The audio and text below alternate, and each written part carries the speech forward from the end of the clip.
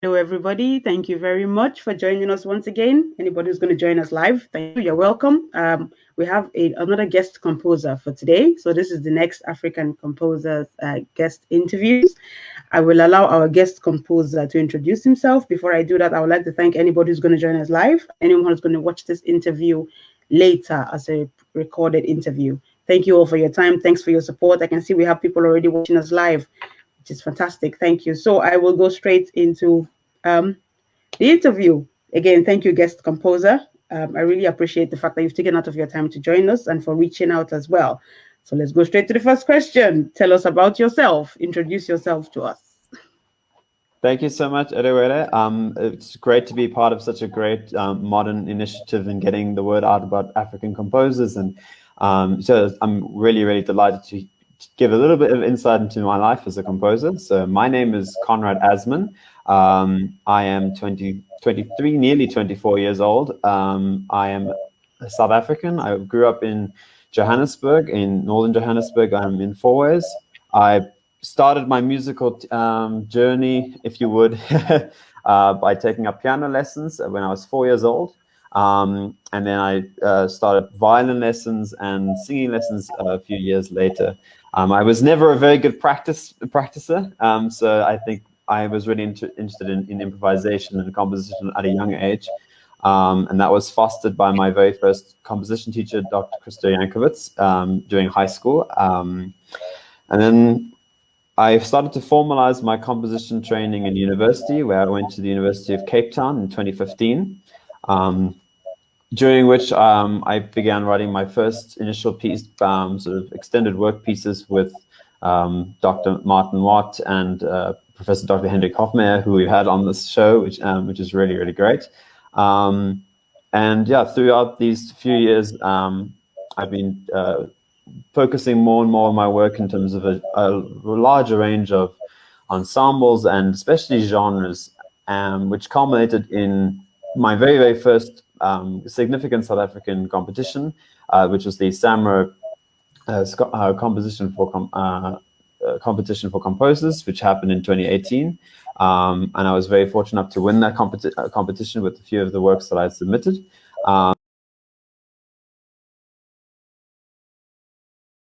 Launched my career and has allowed me to pursue postgraduate studies overseas, which I'm currently doing at the moment. I am currently pursuing a master's degree at the Royal Academy of Music in London, the United Kingdom, where I'm studying with the Professor Philip Cashian and Hans Abramson, who is a composer who needs no introduction, which I'm very, very fortunate and grateful to have. So that's what I'm currently doing at the moment.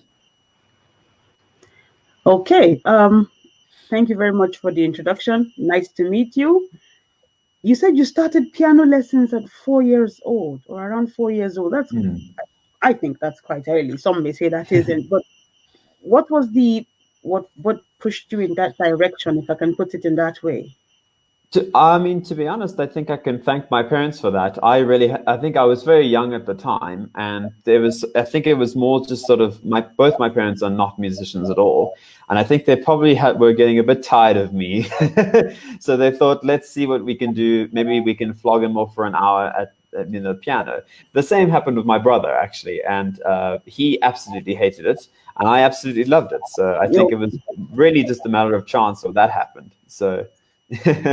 Okay. And when did you decide that you wanted to become a composer? Because you talked about your first composition teacher in high school, and you then mentioned, I think, your first piece sometime afterwards. When did you decide? Is this something you always wanted to do?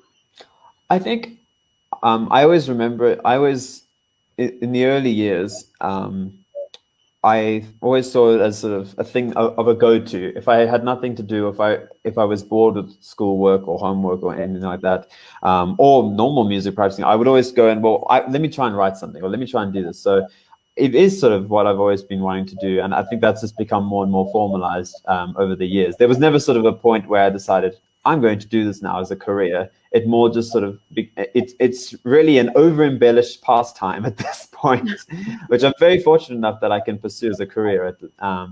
Yeah. something you wanted to do, like, oh, I don't have anything to do, I'll just compose. For some people listening to that, they will probably say, when children or young people don't have something to do, maybe they play games, visit friends, I don't Exactly. know. It's really interesting.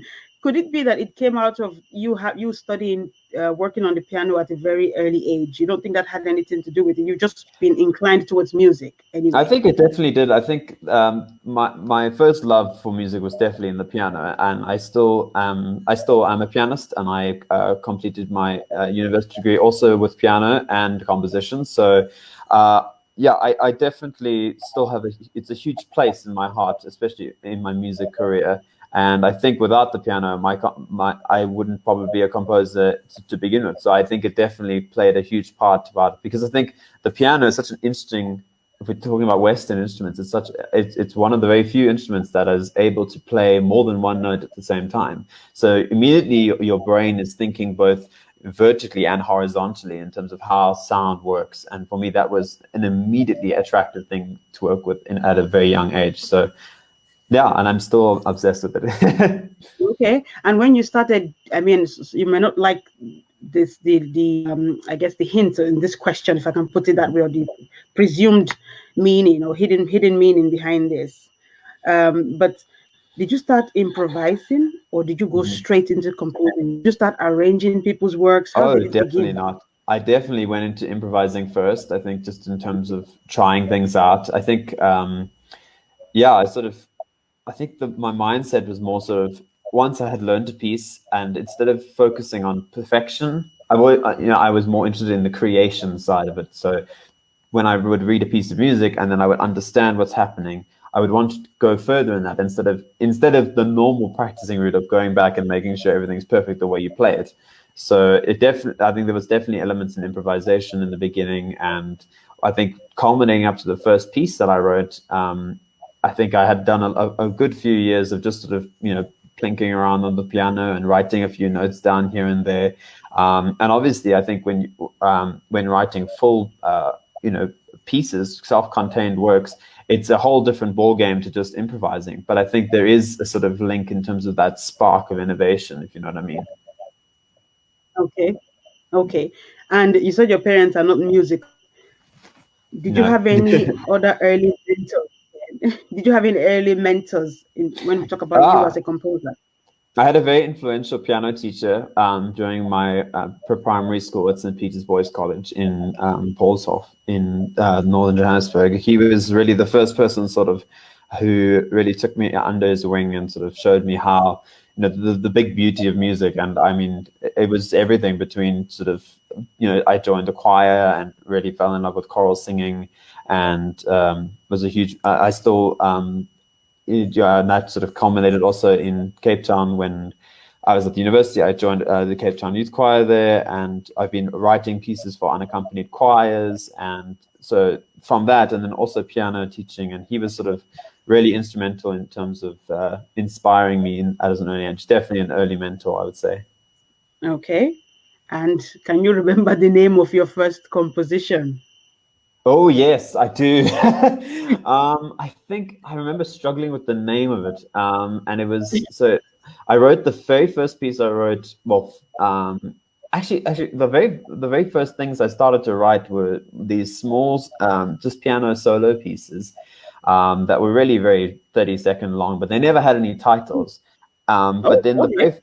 yeah, I never sort of titled them. They were just sort of things I played, and then I started doing the very first piece that I actually titled and was called it by my first piece was a piece called "Where the Gentle Sprite Resides," which was a flute, cello, and piano piece that I wrote in 2012. 2012. I don't want to ask your age, but if you can give us a Go range. for it. I was at that point. Oh, can I even remember? I know you told us how old you are earlier, I was, but I was 16 years old then. really, Yeah. right? Okay. I mean, a number of questions already. Has it been performed? Go for And it. why did you not name the first few pieces? Did you not realize you were already a composer at that point?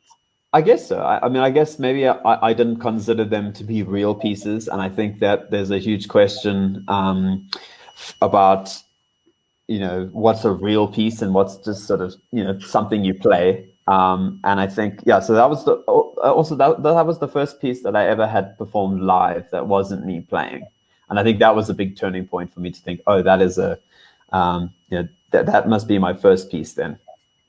And at this point, you had no qualifications. When I say qualifications, I don't mean No, experience. No formal. no, just interesting. And it was performed shortly after, even at that age. Yeah, it was performed 2 years. I was finished in 2012, and it was supposed to be performed in Pretoria, but we unfortunately circumstances meant that we had to postpone it.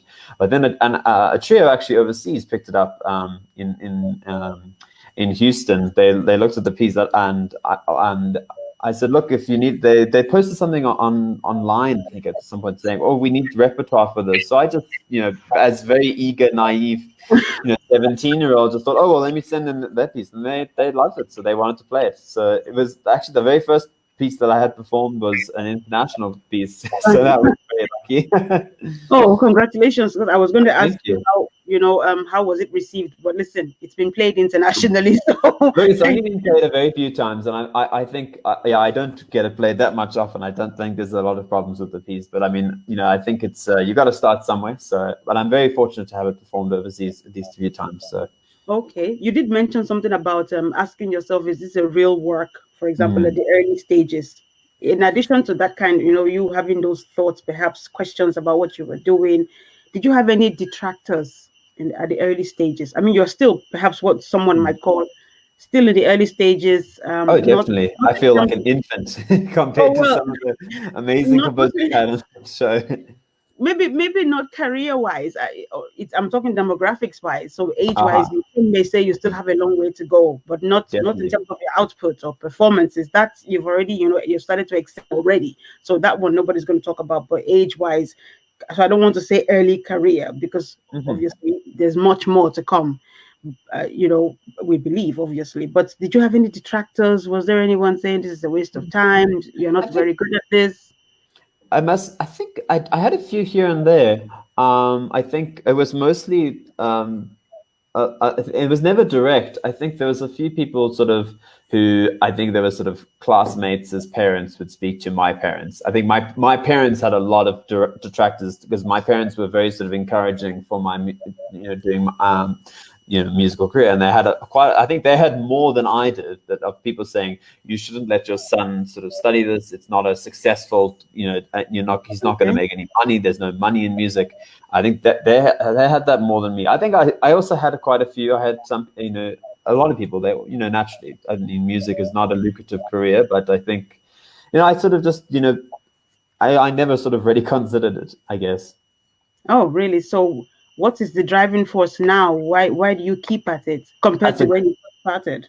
That's a very good question. I think I'm definitely in the last few years sort of rethinking about the whole, about those comments and the ideas of where those were coming from now. And I think the reason, I think then I was just, so focused on just getting, trying to explore all the, all this musical language and really trying to be the best that I could do at that. But now I think I'm more focused on sort of what makes all of this unique to me, and really trying to personalize it a lot more instead of just trying to, sort of, explode into it, rather finding it inside me and making it more perfect. But I think still the goal is to stick with it, and I have no intention of being distracted at all with anything. Yeah. You've talked about going in depth. I want to ask a question about your style. I mean, this is going to depend on you how you choose to answer this question, but how will you describe your compositional style? Aha, the worst question to ask a composer. That's a good question. I would say, because I'm very interested in a lot of different topics and a lot of different things that sort of, I call them spark notes, things that sort of trigger different pieces. So I know some composers will only do sort of specifically on these things or these things. And I mean, there are also many composers like me who just choose from anything. I think the thing that unites all my work, I think, is I am really, really, really interested in detail. So the idea of creating interest through detail, and that doesn't necessarily mean complexity, but it means more sort of the focus and refinement on certain things on a micro level as well as a macro level. So yeah, and that can range between anything in terms of the way that the structure and the form of music is created, or extra musical ideas. So sort of maybe something very specific or detailed about a certain artwork or a certain mathematical principle or a certain culture tradition or a certain like nuance in behavior. All those sort of small things I find very, very interesting, and I think that definitely plays into the style of my music. That's quite a broad range of things to look at. I heard mathematical detail, cultural. I mean, are you searching for something in I think particular? so. Oh, I okay. think I think it's more. I think I try and not limit myself on sort of I write this type of music or I write that type of music, because I think the minute you impose that, you sort of are closing off a lot of doors that could that could sort of help you into other pieces. So that's sort of the only thing that I've found that links on most of my pieces at the moment is this concept of detail and this yeah. Speaking of detail, let me see if we can listen to one of your works now. So I will Sure. work with our tech or technology. Wonderful. Good. So here we go. I want to play Shisanyama. Okay.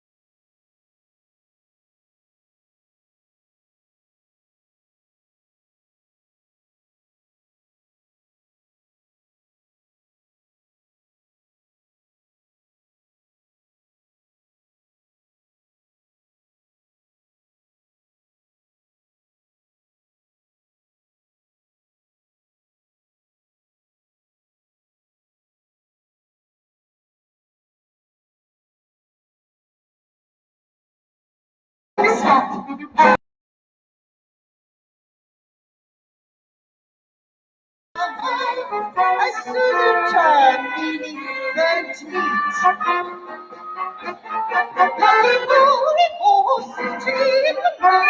Come on, let's eat.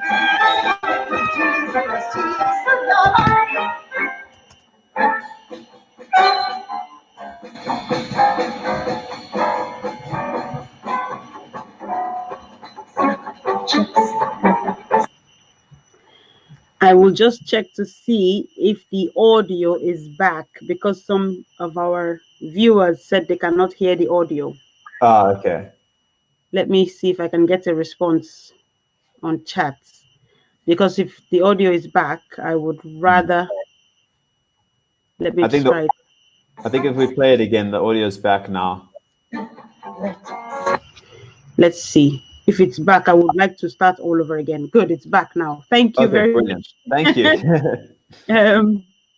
Yeah, I have to start this again because it's quite beautiful to listen to. Okay, wonderful.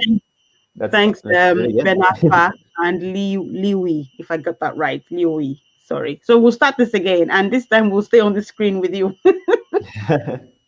Here we go.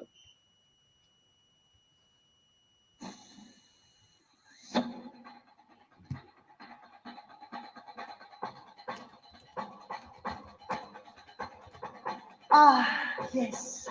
Nothing more restful than chamber music.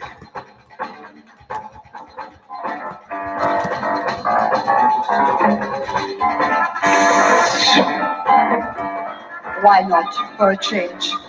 We have it all. Yes, we have all of it. Yeah, bro. Let's cook. It's very kitwala. Let's have some of this. How about some of this? Or some of that? It's all here.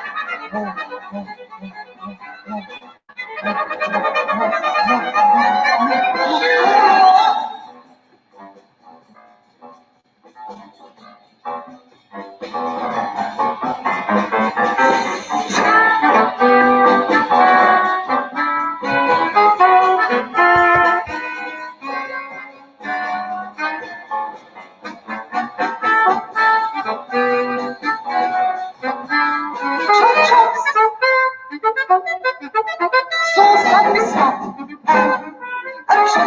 She's a dog. As soon as you turn me, burnt meat.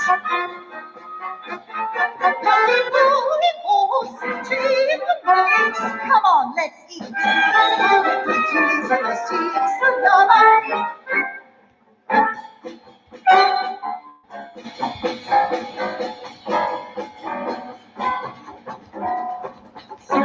chips, lilies, or run. Let's steak. Should we just settle for something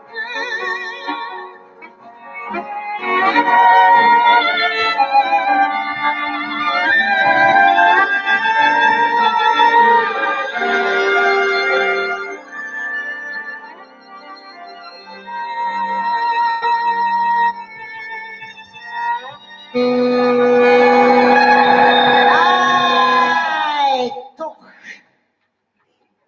this way, not sure.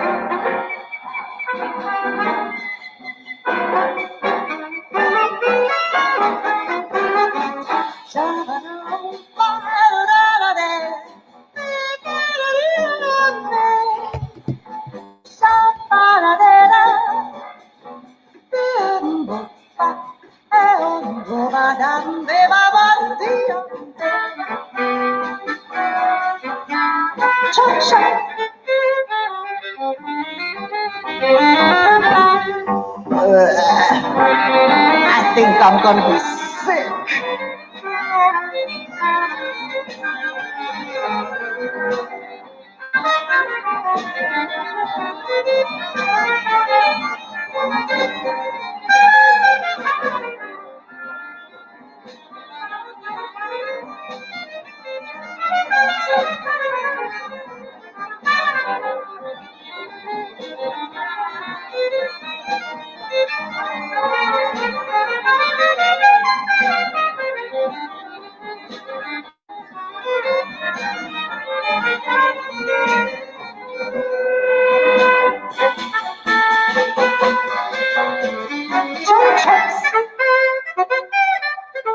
So satisfied and a chocolate is a she's a sounding good and cheap breeze. Come on, let's eat. To please and she's a number.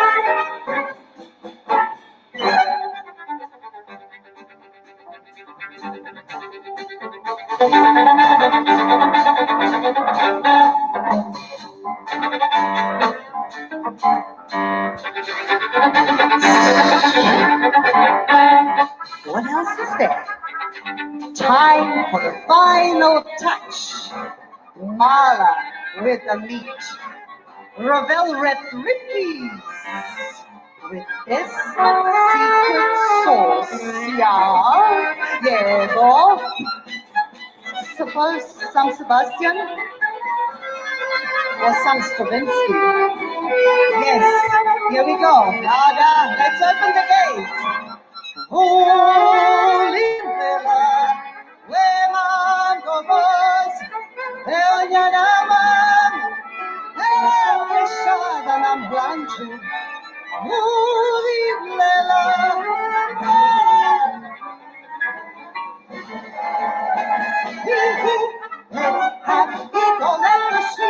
Oh,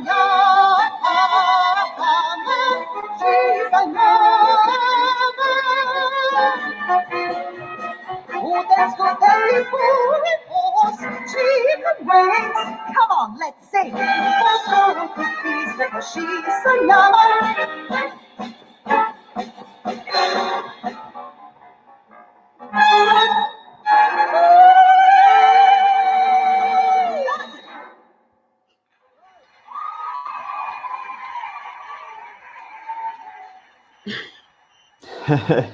Speaking of combining things, Yes, indeed. tell us about Shisanyama. Okay, so this piece is called Chisanyama, meaning burnt meat in the literal form. This is a piece that I wrote for the Samurai competition, and it is exactly that. It is the epitome of just mixing up and mashing up and really epitomizing the South African pastime of having this bringing everybody together from all different cultures and different backgrounds, and just burning things on a grill and having a giant barbecue with all different types of. And if you've ever been to a Shisanyama in South Africa, and if you haven't, I completely urge you to, because it is a really, really unique experience. You come and on the great open fires, you will find every single type of meat you'll ever encounter across your fish, chicken, beef, sometimes even eland or other sort of gaming meat, and you can put anything else on there, carbohydrates, potatoes, you name it, it's all on there. And I found that such a good inspiration for this piece, because this piece is I really tried to aim to create it to be the most inorganic piece possible. I mean, there is really just there are elements that fly around here that are they completely don't even relate to each other. So the ensemble is a clear sort of representative for this, because they were really great, and the Samurai basically said, you can write this, this piece can be for any ensemble, and for a composer that gets that, it's always sort of your mind runs wild. So I decided to write for nine musicians, and split the ensemble to have half classically trained musicians and half jazz trained musicians. Now, it's not obviously specific. You don't have to be any of those, but just the way the instruments are chosen. And it came out as a very, very interesting combination of piccolo and flute. Then we had the trumpet and we got trumpet, we got piccolo, we got bass, violin and cello, piano, voice, and drum kit. I think, have I missed out anyone? I probably have. I can't remember. It's a big ensemble, and and I really wanted to play around with sort of testing their own styles out, and you can hear in that piece that there's lots of different references to very, very popular, some popular culture music.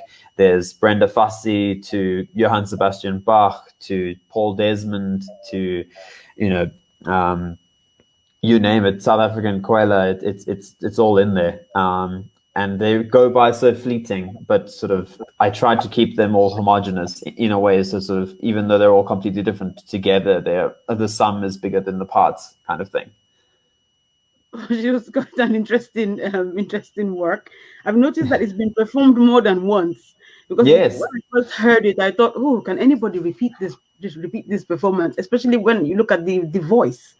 I thought, yes. I mean, is this actually written down that she should say these things, and what's the pitch supposed to be when you say them? And the singing, there's actual singing in it. I just thought, is this repeatable? So I must say, I had such fun working with Zella for this, with the voice part, because I think I wrote the voice to be sort of the centerpiece. So she has to do everything. She's the one who's holding the whole ensemble together, and she's got a lot to do in terms of singing, in terms of speaking, in terms of trying, being sarcastic. She has to do, she has to ululate. I mean, not many singers outside of, outside of our spheres can do that, and so, and she's got to do some scat singing at some point, all within 6 minutes. It's very, very demanding. So when we did it a second time, it was challenging to find a singer that would be keen on doing it. But we eventually did, and she was great fun to work with the second ensemble. We did that at the University of Cape Town with the students there. Okay. Were you were around when it was premiered? Okay. Do you care much, or do you concern yourself with your audiences when your works are performed? Do you care that an audience might just turn up to be entertained, which is understandable, or do you expect more from your audience? And when this was premiered, or every time it's been performed since, if you've observed or you were there present, what's the feeling been like? What have you taken away from the audience? That's so. I would say that I would say that for the audience to not be involved in a piece is kind of expecting, as a composer, you're expecting the same as if a chef would expect your guests not to care about how the food tastes. Which some composers do feel that way, and they're more. It shouldn't matter about the palate. It's all about the food.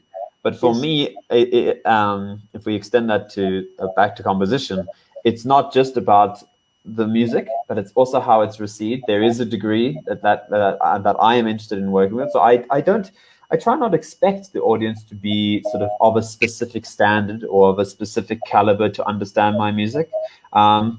But I do hope that they engage with it, and even if they engage with it to say, I don't like this is terrible, that's absolutely fine for me. I mean, for me, the worst thing if for me is if an audience doesn't have anything to say.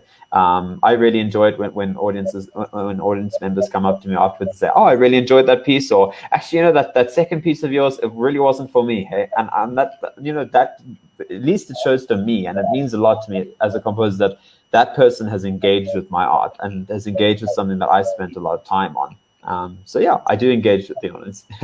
Okay. And you put in a lot of work into your compositions, and the output means a lot to you. Is there any work of yours that so far you can describe as something that you are least pleased with out of all of them? Oh, definitely. There are plenty of pieces there are many pieces. I mean, that one writes and you think, this. Sometimes you are pushed for a deadline, or sometimes just artistically, it's very difficult to get a piece to work the way it does, and that's just how it is. But I haven't said any of my pieces. I try not to discard anything. I try and sort of keep it all as part of, if you will, a warts and all collection. But I think every piece that one writes as a composer is important, because, and even if it doesn't have a necessarily good output, there will always be a learning curve in you for your next piece and your future. And then the lessons you learn in pieces that you might not be happy with will definitely affect pieces that you are happy with in a later time. Okay. And of course, we are doing these interviews for historical purposes, as well as for the purposes of introducing ourselves to each other, getting to know our composers. And it's almost certain that our composers' output will become collector's items at some point and be displayed for the public to come and see at some point, in far past, I suppose. So yes, I think these things should not be discarded. But talking about the compositions now, are you happy to take us through your composition process? Do you take a work from start to finish at a go, or do you start something, then put it on hold, start on something else? And is there any negative to having multiple things going on at the same time? Just take us through your composition process if you are happy to. Yeah, sure.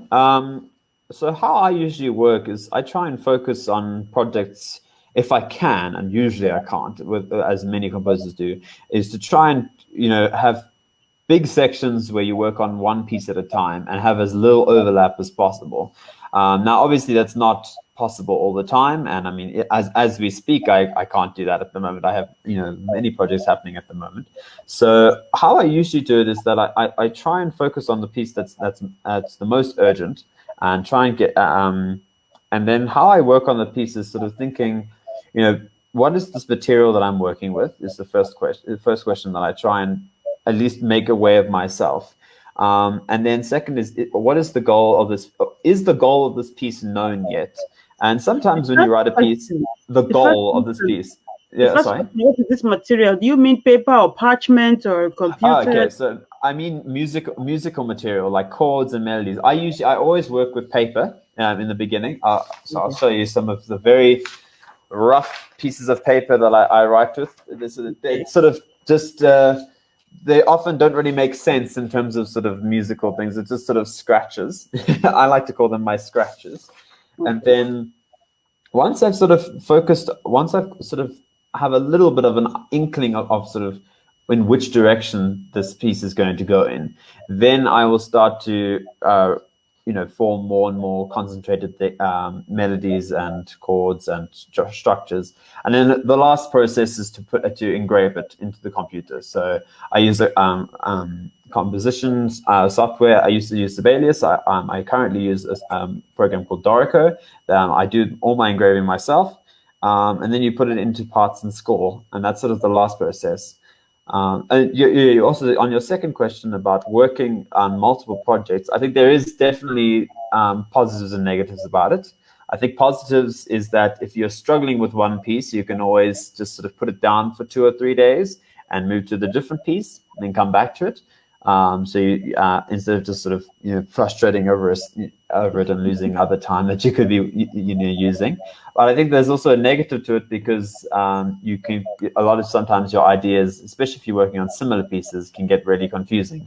I had a process last year, about 6 months ago. I was working on 2 pieces for 2 very similar ensembles, and when I find if the ensemble is very similar, I try and make the ideas of the pieces really different so that I don't try and get too much cross-pollination or unwanted cross-pollination. Sometimes it's a good thing, but if I don't want that, it's good to have the topics different, because if you've got 2 pieces that are the same players, same duration, and same topic, it's very tricky. Okay. I mean, let's talk a little bit now about how you perceive other people's works. So I know this veterinary doctor, and I remember some years ago we were having a meal together back home in Nigeria. Sorry, at home in Nigeria, and we're eating, and she suddenly started to describe the parts of the chicken that she was eating and telling us this bone is this bone is that, and we thought, oh, what's going on? I'm just wondering, when you sit in an audience, if you do, or when you listen to other composers' works, do you start to dissect them? Do you follow their thought processes? Can you see what happened? Perhaps you've taken us through your own process. Do you start to say, oh, I think person was trying to do this, then she went in this direction, or I can see a little bit of Mahler here and Brahms and Bach? Are you one of those composers, you break everything down and are consumed by the music? I try not to. I must say, I do try, especially if it's music that I'm completely not familiar with. If it's with a new composer that I've never heard of before, or a type of music that I've never heard of before, I really try and sort of go in there without having my sort of predisposition to what I would think of it. I think definitely because I come from a Western classical background and my teaching has all been on there, it's all sort of, the default is obviously to say, oh, well, this is what's happening, and because I have had and I'm a huge fan of analysis and music analysis, so I definitely do enjoy the process of going through it and sort of dissecting it, if you will. And I know a lot of people say, but doesn't that like kill the magic of the music, But for me, it does the exact opposite. I mean, when you can. Well, I mean, when you're looking at something like a Brahms piano concerto, and you really see the intricacies of what's happening, and you can, and then when you go and analyze it, you sort of, it's like solving a puzzle, or sort of like uncovering this magical sort of rune, if you want, and that. But then obviously there's a downside to it, because it's sort of, you are distracting from the present. So when I'm in an audience and when I'm sitting down and listening for the very first time, I try not to do that, because I find that counter productive. But if I really enjoy the piece after listening and think, wow, that was an amazing first impression, I will very often go back and then listen to it again 2, 3, 4, 5 times, try and get the score, and then the analysis tools come out. Okay. When you know who the composer of the work is, do you listen? Let's say you've never heard it before, but you know who the composer is. And we know how some composers are described. They are described as great masters, past masters, and all of that, exceptional geniuses. When you know that the composer of a work you've never heard before is well known, is described as a master, do you listen, I guess, with a kind of bias? Do you already listen thinking, well, I know it's going to be great? And how does that affect, and going beyond you now, let's look globally, Africa and everything else, how does that affect every other composer? Because we see articles about this all the time. You know, people saying, "Oh, stop calling these ones the great masters," as if it's a fixed group. What about everybody else? So I would say that I that to label these composers, and it was a huge popular thing to do in the previous century, in the 20th century. I mean, this is where the idea of these great composers has arisen. The idea that Bach, Beethoven, Mozart, these giant pillars have arisen. That everyone else are mere mortals to these demigod human beings, but that was never the case, much before. I mean, during Bach's time, composers were seen as normal, were seen as just like carpenters and as builders and as part of the life force and society. Yes, definitely in the arts and cultures, but sector, but it was still just seen as society. And I think that is changing now. And that's a really, really good thing. I mean, the British composer Thomas Ades he said it really, really well in an interview at some point, and he said, Beethoven, Bach, and Mozart are not composers or pillars. They are our friends, and they really should be our friends, because to go into a concert and say, oh well, this is a Beethoven string quintet, it's going to be amazing, so I might as well just switch off because I know it's going to be amazing. And then when I walk out of the theater, I'll tell all my friends, oh, how was that amazing? That doesn't help anyone, and you don't gain anything from that, in my opinion. So I mean, I've definitely gone to concerts where there's been Mozart symphonies on, and I've fallen asleep, and it's like the most boring music I've ever heard. And there's definitely some There are some people you don't want to hear that. but there's some amazing Mozart, and there's some amazing Beethoven, and there's some terrible Mozart, and there's some terrible Beethoven. Just like everything else. And I think it's important to just really expose yourself to all of it, and to really try and be as honest to yourself as possible. Okay. Right. Speaking of a composer that is, honest to himself and tries to, pass his messages, as you said, you always try to be detailed, as clear as possible. We want to listen to another piece of yours. And one of our viewers asked a question here. Well, he said he's still wondering what informed your composition. My eyes are always hungry. And he thinks it's such a beautiful piece. I want to play it now. Push again through the tech. Okay, so great. Don't mind me, I'm just kidding. We'll be fine. No, don't stress. I think, let's listen to the piece, and then Banafa, I'll answer your question afterwards. Yes. So let's listen to My Eyes Are Always Hungry.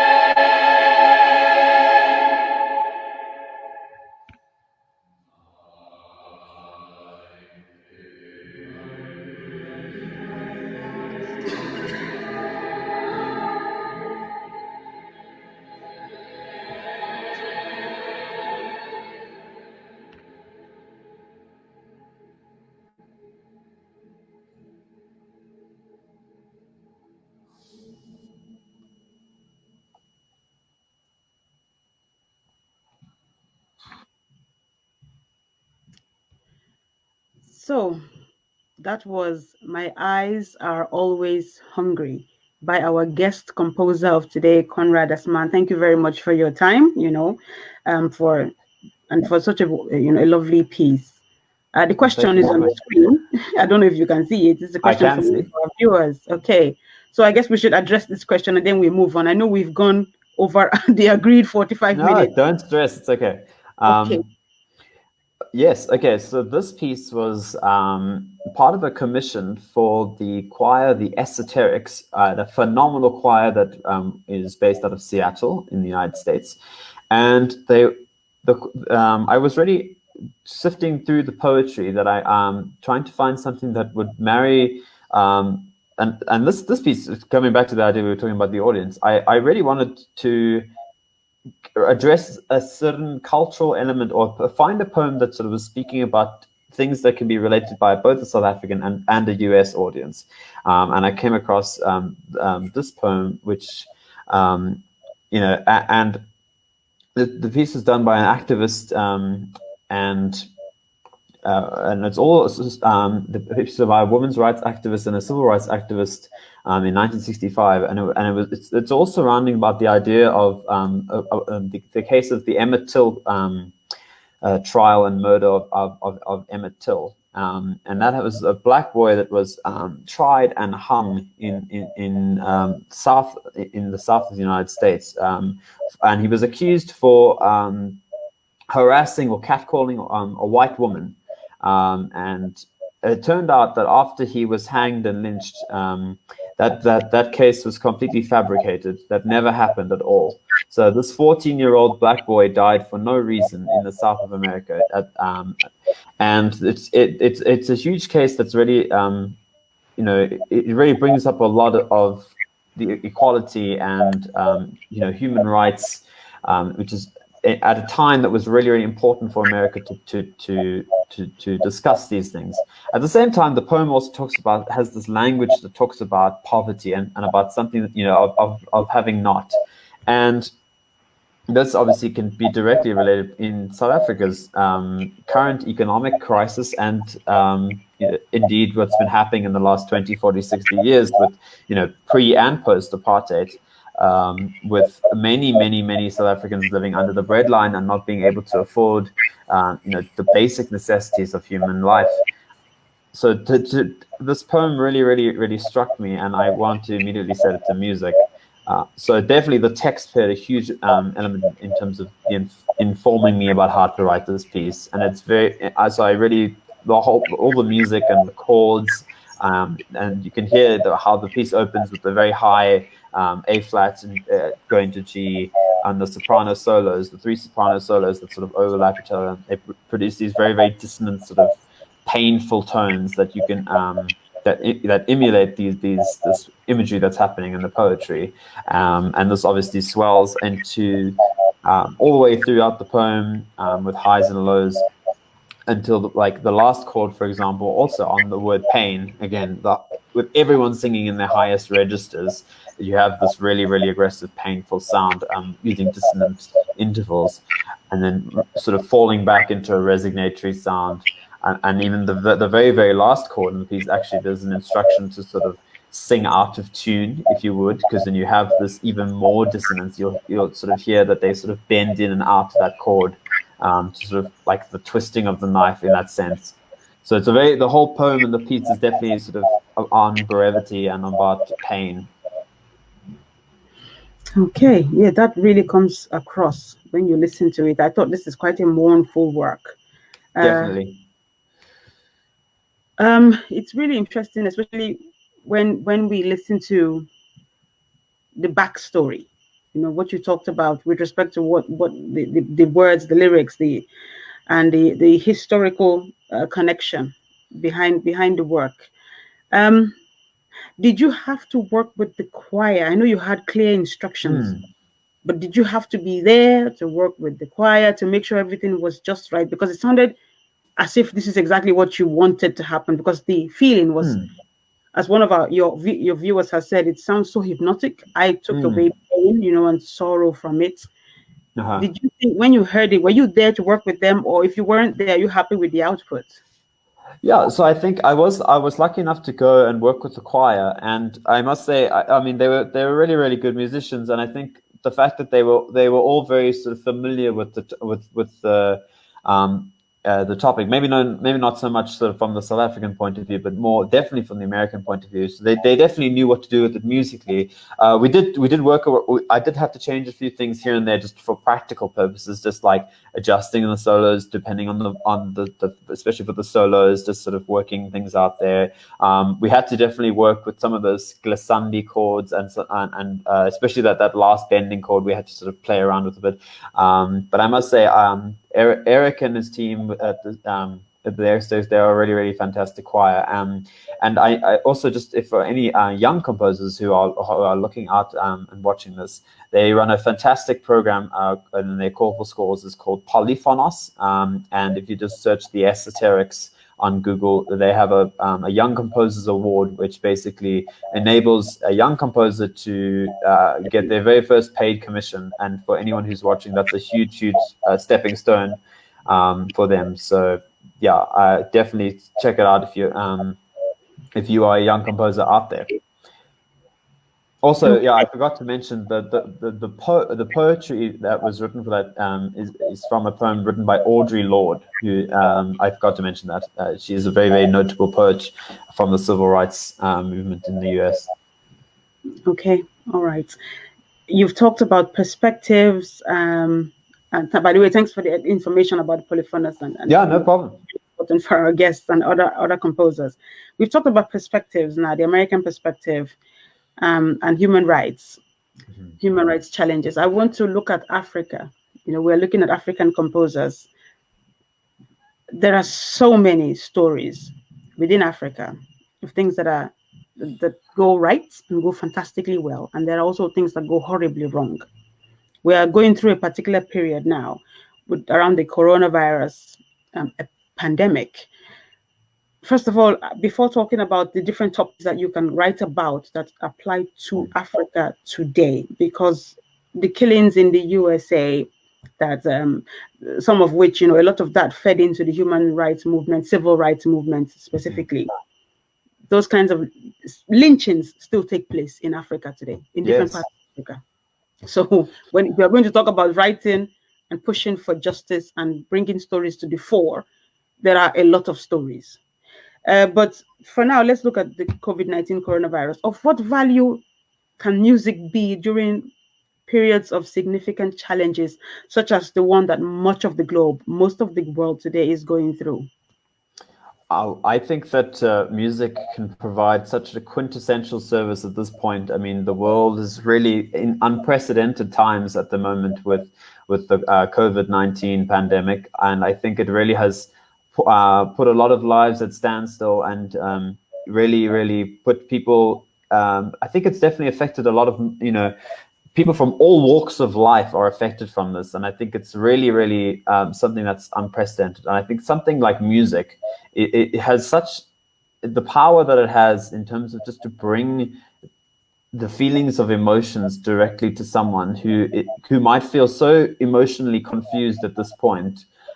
Is amazing, and I think that you can listen to any music will be able to make you laugh, to make you cry, to make you happy, excited, romantic. All of these feelings can be can be directly propagated through music, and the fact that that's something we need right now is to be able to feel and to be able to during these times of difficulty. I think that music can definitely make us be more aware of what's happening. It can make us be more empathetic. It can make us see, still be happy and still to try and push through this. And I think definitely in this time, it's definitely something that we all need. Okay.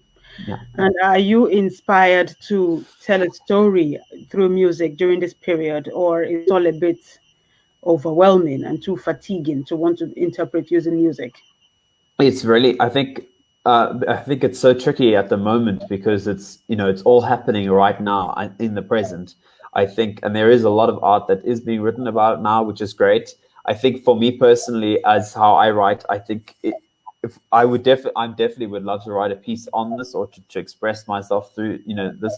I think at this point in time, it might be a bit too soon in the sense, because we don't know what's going to happen in this, endemic. I mean, perhaps, for an example, hypothetically, if I write a piece now about, COVID-19, and it ends in a very happy way, and because I'm suggesting that, the world, conquers this, and maybe that doesn't happen in your life, and then what does it say about the piece of music? Or maybe the opposite happens. So it's tricky to write about something that's happening right now. Like a lot of music that was written about, for example, World War II.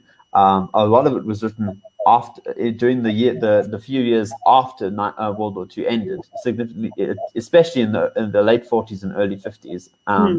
Especially by a composer. I mean, for example, a very, very a piece that is often associated with the Hiroshima bombings was written by a composer called Goretsky. Krzysztof Penderecki, who recently passed away a few weeks ago, and that piece was written also was in the early 60s.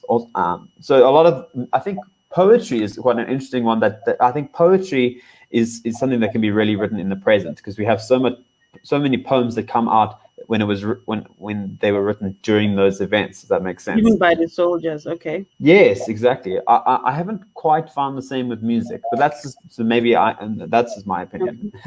No, it's understandable. And a lot of the works that I am seeing now, people are writing things to give instructions on how to keep safe and how to stay happy and healthy, and how to stay with your family and stay close together. Okay.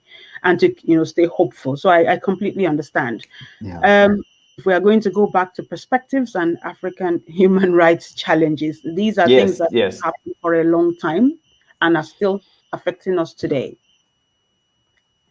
Are we putting in, and I've discussed this with a number of composers before, are we putting in as much effort as we can? Are African composers putting in as much effort as they can to highlight these problems?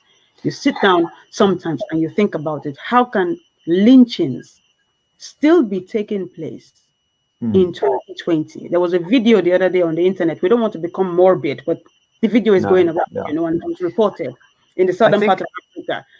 An 83-year-old woman who was pushed into a fire. You just think, are these things, how can this still be happening in 2020?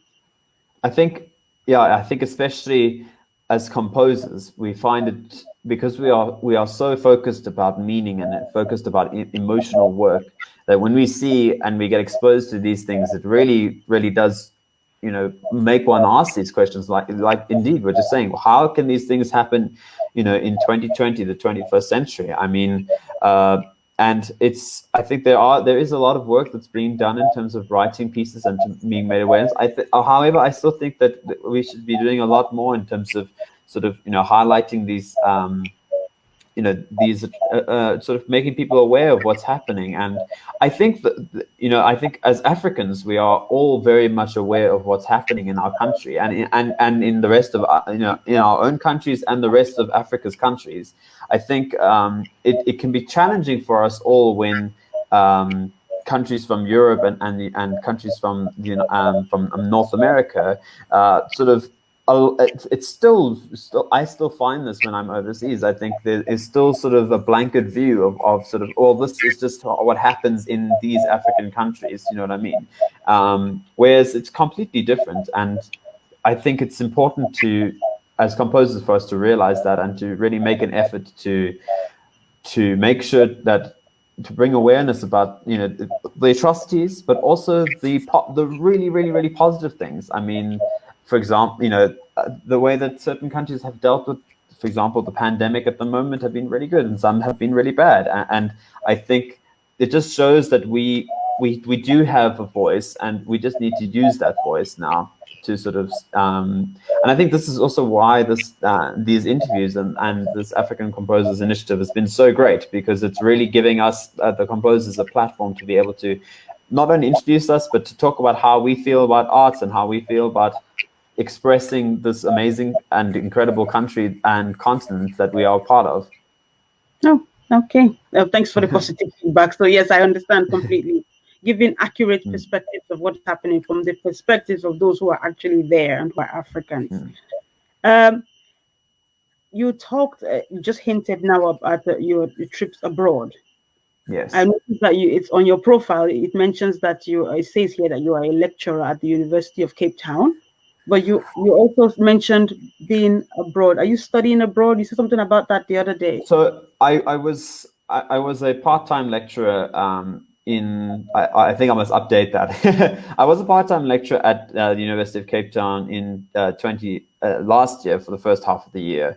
I was filling in for sabbatical for Henri Herbst, who's an amazing musicologist and oral skills teacher. But now I've finished with UCT at the moment, and I'm currently based in London at the moment, and yeah, so full time studying a master's degree at the Royal Academy. Okay, Royal Academy of Music. How is Yes, it going? You talked about it's the people you were studying with earlier. How is it going? yes, it's going well. I must say, I felt very accepted there, and I think I'm definitely learning a lot. I'm being exposed to a lot of different types of musics and a lot of different types of ways of thinking about music, which I think is really refreshing. The teachers that I have and have access to have been really, really insightful and been amazing to talk to. Especially the students, and I mean they're at such a high level of playing, but also they're all very, very eager in performing new music, and I think that's something that I've learned definitely that we if we can also do the same, coming back and bringing sort of what I learned from overseas back to SA is very important for me. So it's sort of learning how we can improve and how we can sort of encourage the new music production thereof in this country, in both South Africa, but also Africa in general. So, yeah, that's what I'm currently doing overseas. Okay. Um, you mentioned something about the scholarship earlier. Have there been any challenges? Because now we're talking about composers generally. Some may be listening and they're thinking, I'd like to do what he's doing and study at the Royal Academy of Music in London. What have there been any challenges, maybe finance-wise, being far away from home? What have Yeah. they been? There have been lots of challenges. I think for a lot of the composers who are wanting to study abroad overseas, the biggest hurdle they have to face are finances. So for me, the fact that I had the SAMRO scholarship line that was in the same year as my final year for my undergrad, I really wanted to make an opportunity of that, because that scholarship has allowed me to be where I am at the moment. I've also had to, however, I mean, it's still not been easy. It was a joint effort in between. I applied for lots of academic grants and scholarships, and so between the SAMRO scholarship and the grant that the scholarship that the Royal Academy of Music they provided me with. So what is really good about some of these international institutes is that for their exceptional talent who comes in, they will offer scholarship money to help overseas students to come and study at their institutions, which is really great. So I did that, and then I also I got a very generous grant from the Oppenheimer Memorial Trust, who are an amazing organization in South Africa that are helping to get young and upcoming artists and musicians to try and study to do their postgrad studies overseas. So definitely, I think for any advice for those composers who are wanting to do a similar route is definitely put all your feelers out, try and see, apply for everything that you think that can help you with finance wise, and you never know what will happen. Maybe you might just get it. That's what I did, and I think you just apply for everything. I mean, I was very lucky enough to get these few breaks, but there have been countless that I've been rejected from. I mean, with every composer, so. That's just how you just got to put yourself out there. Congratulations. Thank you. And as far as being away from home, it has been difficult. I think I do love my country, South Africa. It's an amazing place to live. I think weather-wise, it's been very tricky comparing the weather between South Africa and England. Don't underestimate it, is what I'm telling my previous self. But I've had really good support here. My friends and family have always kept in touch, which I'm really happy about. So I think that So some challenges, but it's going well so far. Okay. I was going to say I had two more questions, but you just answered one of them because I was going to ask if you have any advice and suggestions for other composers, but you've already made suggestions and I guess given them some positive advice and that they can consider and follow. So we'll conclude with the last question, having gone over 1 hour. No, I don't. This has been great. Wonderful. What is your so far in your career, what has been your greatest joy as a composer, or greatest source of joy? Perhaps a performance of your work or a feedback or something you finished composing or a commission. What's it been? So one of the greatest moments for me of joy, I would say, was at the end of 2018. I had the opportunity to write for a large symphony orchestra, and it was for a competition held in China, and it was the very first time that I completed this an orchestra piece of this size, and to hear that, and when I heard that piece for the very first time live, it was a piece that I wrote that I was not sure how it was going to sound or how it was going to be received, because in terms of the way the piece was written. The piece is called Xiang Man Shu, which translates to Two-Faced Tapestry. For anyone who's interested in listening to, you can visit my YouTube channel. And when I heard that piece for the very first time, it was sort of, and I hate to say it because it's sort of, I hate talking about my own music and how I feel about my own music, but I was really sort of, I didn't expect it to sound the way I did, even though I've heard orchestras play other people's music many times. But when they played my piece for the very first time, I was really sort of taken aback by that. And I was really honored and full of joy when I heard that first played. So definitely a big moment for me. Okay. Congratulations. Thank you so much. I've been very lucky in terms of what I've been offered, and I think just a little bit more advice for any other composers out there. Definitely, I like just to really reach out and to don't be afraid of writing pieces that you think, oh, I'll never get into this competition, or I'll never get into this call for scores. You never know. You really don't. And it's exactly what happened with this China piece. I wrote this piece for this call for scores, knowing fully well that it might never be performed ever. But I just felt like writing this piece, and I submitted it, and next thing they know, that they wanted to perform it. So really, just put yourselves out there and work hard. Okay, that's also my helpful advice. Thank you very much. It's been interesting talking to you, our guest composer for the day. Thank you to anyone who's joined us live. Thank you for the comments, the feedback, everybody.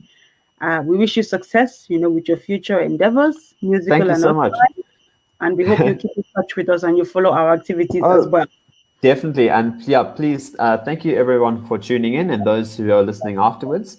For anyone who is wishing to listen to more of my works, please visit I have a YouTube channel and a SoundCloud channel. Just search my name, Conrad Asman, and you'll find it all. And thank you so much, Edward, for this. I really, really appreciated talking to you, and it's been lovely. I really hope we can do it again sometime soon. It was lovely speaking to you, and all the best for the channel and for the rest of your endeavors.